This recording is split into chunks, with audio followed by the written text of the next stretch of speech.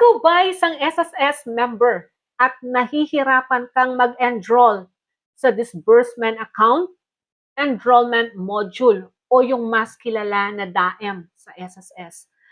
Marami pong mga SSS members na hindi maka-enroll sa DAEM, mostly rejected po o hindi na-approve kanilang disbursement bank na ini-enroll sa SSS.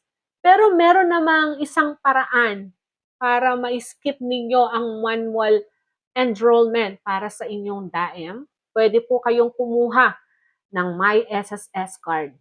Alam niyo po ba ang My SSS card?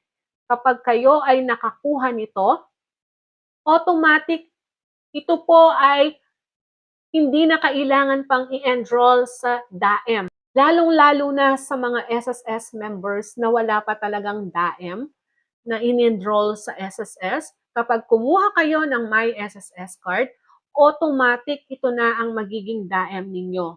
No manual enrollment para dito.